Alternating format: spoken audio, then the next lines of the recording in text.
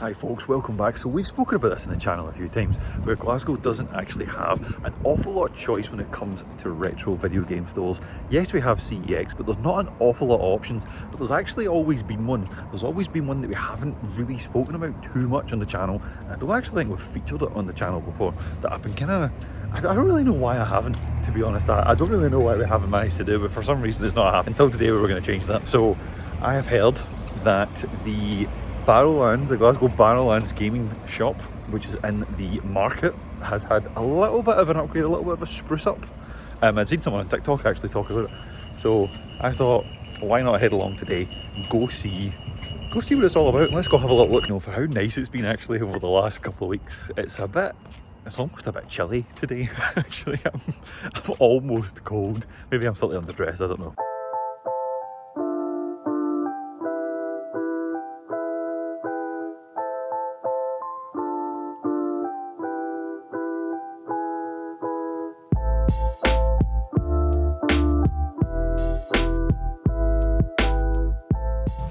So many DS games, man. Like, even some of the sort of Blue Rescue team, like Mystery Dungeon ones, stuff like that. Those are ones that you don't see too often. It's really cool to actually see them in the flesh. Look about how clean for its age that PS1 looks. Mine doesn't look anywhere near as nice as that, man. That looks like it just came out of a box. Wow. That's a bit of a steal at 55 quid in that condition. That's insane. I loved that they used to do this with the old shop as well, but I didn't realise that they also had sort of like buckets of like retro that also sit outside, but they used to always have like sort of cartons, kind of like this, lined up, where you could sit and just kind of rifle your way through a whole bunch of just random games. Love that kind of stuff. First impressions, this place is huge. This is like double the size of what it was before. It was a reasonable stall, whereas now you can actually go inside. Not that I've been inside just yet, but I've just been kind of finding myself ogling at all the things in the windows, like actual like proper full 360 consoles, boxed like Xbox controllers and stuff like that. That's the kind of stuff that we love here. That's the kind of stuff that you need to keep an eye on.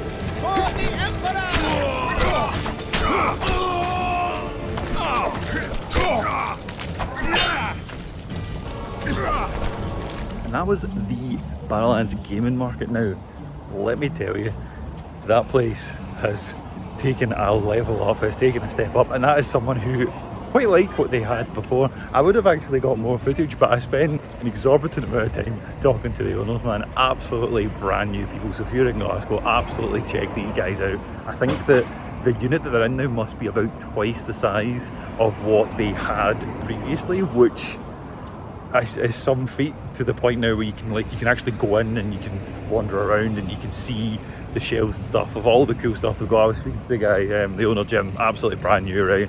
And he was saying that it's even let him put out some stuff that he's had for ages to sell, but he's never had the space to actually display the stuff. Including, there was one thing, I think it was a boxed Jaguar, which a little bit before my time. but something that he was never be able to sell that until they managed to move into these new premises, and now they can do that, which is really, really cool. Certainly hope that Jim won't mind me sharing all this, but he was telling me about his story behind the gaming shop. So originally it started off as like a sort of PC repair shop. He works in the music industry, and he was saying that he would have a little repair shop that would sit, that when there wasn't gigs, there wasn't work for him to do, he would just sit and repair stuff. And it wasn't just games consoles or hardware, it was anything. Like, he told me, you brought a Hoover in, he would give it a go and try and repair this thing.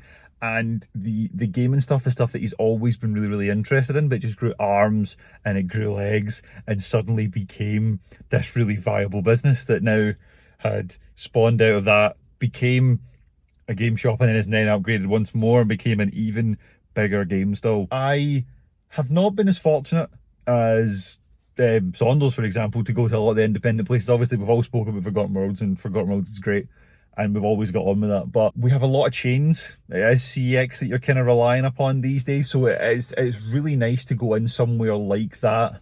You know, to go in somewhere where these two people are putting like so much effort and love and time. It was a family operation. You know, I think they had like their nephew and more family relations all work in this place, and they're all bringing it together to try and bring that joy and try and bring that love into the scene, which is really, it was really, really nice to see. I really, really enjoyed my time here. We did actually pick up a game. We did manage to pick up Dragon Age Inquisition for the Xbox 360, which Dragon Age is an interesting one for me. Dragon Age is one that I think I own one of them, maybe, or I did once upon a time, and it never really vibed with me. But I do know that with some upcoming projects that we have coming up on the channel, that I'm going to be spending some more time playing some Xbox 360 games. So really, what better time to do that? What better time than to get involved and play this? There was lots of other ones. I think if Payday was a bit closer, or had been, there probably would have been one or two other things that I would have picked out and came out with. But it was really, really nice, really, really cool place to go and see what Glasgow can offer. Because when you see things like this, you know, when you see businesses like this, these small businesses clearly thrive. Like, that was one thing I actually struggled to do today, was get footage, in part because I spent a lot of time talking to Jim because he's such a nice guy, but it was busy. You know, there's lots of people going in and out, lots of people really interested and clearly excited about what was there. Like, I turned up before 10 AM on a Saturday morning, which isn't necessarily the earliest time you would think, and yet it was still mobbed.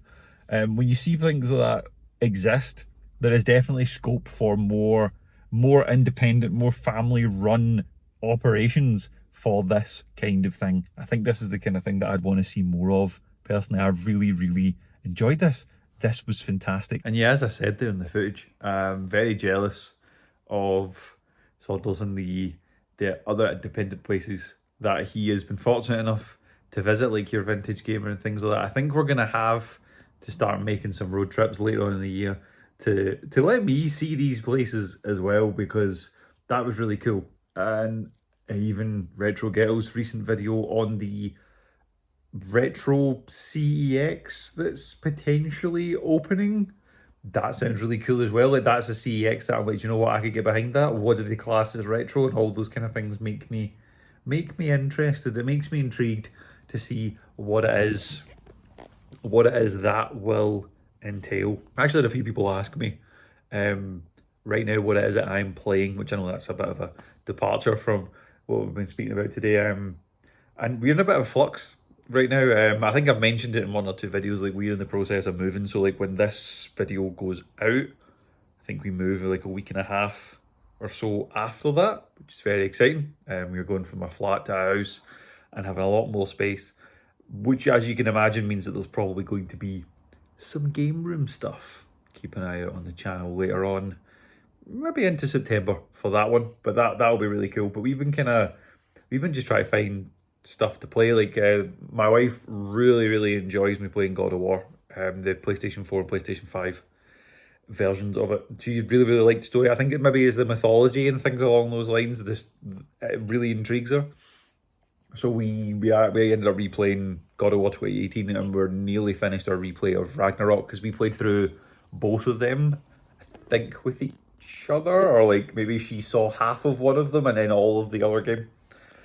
Really, really enjoyed my time with that. It kind of makes me want to go back and play the original God of Wars because I own them all. I just haven't. I think I played through God of War 1, OG God of War 1, and actually really enjoyed it. The story was really, really cool.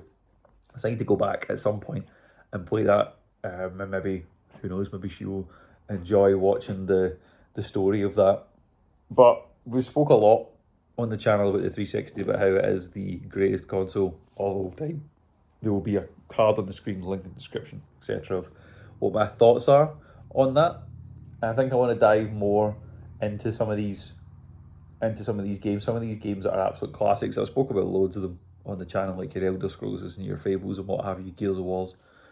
I think we need to dive into them in some way. We need to bring that content to you guys and see me play these games again.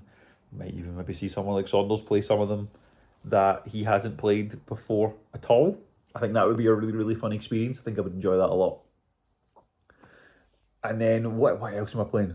I've been playing a little bit of the Gears of War E-Day beta, which I absolutely love. Gears of War. Like the first one, obviously special place in a lot of people's hearts because it was just such a really interesting and fresh way to bring shooter games to the public. I know that there's been third person shooters before it, but there was something about that. It was great. It was superb. And E-Day's been really good, though I will say I have started to feel old sometimes at trying to work out the control schemes. I've had to kind of switch between their new control scheme and the legacy one just to try and work out what it is that's going on. But the game looks great. The game plays really, really well. So I think I'm going to have to get a hold of that. I think, when's that out? Is that September or October last year? Look forward to that. That'll be really good. Need to try and get a physical copy of that. Because obviously, Game Pass is great, but I would like to actually own the disc. That would be pretty sweet. And a little bit of Black Ops 2, actually. I was playing a little bit of that on PS5 the other night. And that's a ton of fun, isn't it? That is a lot of fun. I've been really enjoying taking a trip down memory lane with that one, actually, and playing a shooter that I loved a lot when it came out. But obviously the 360 version, yes, you can play it on a Series X. The population count's not quite there, obviously. However many people bought the PS5 version, it's in the millions. But is very, very hacked on the Xbox, whereas they seem to be very slowly dealing with the hackers on PlayStation. I do wonder if this is going to be the start of them porting some more games. Like, do you think we're going to get Modern Warfare 2, Modern Warfare 3 ported to PS4 and PS5 as well? I do wonder if that'll happen. They could be doing something with them on the 360 or the Series X or however they want to do it, about bringing those back in to 2026 or 2027 or wherever they'll come out. Obviously, we have a Modern Warfare 4 coming out this year. I think it'd be really interesting if they then kind of went, oh, and here's some old Modern Warfares. Because we know obviously they've done COD 4's remaster and it was really, really good. It was a really, really faithful one. So maybe more of that would be good. And bring it to Xbox as well. Please bring it to Xbox. Yeah, I'm really excited for what's coming up in the channel over the next weeks and months. I know we spoke about some big secret projects in the way, but we're just waiting. We're actually really waiting for me to move house and some one or two things to come through before we can start doing that. Both of us will be on camera, and our man Craig behind the scenes. Very excited and very much looking forward to what it is we've got to bring you. We just can't tell you yet because we're just not ready to get cooking, but we will be soon, and the second we can, you guys will know about it. But that's all from me today. I hope you enjoy the rest of your days whenever this may find you. See you all in the next one.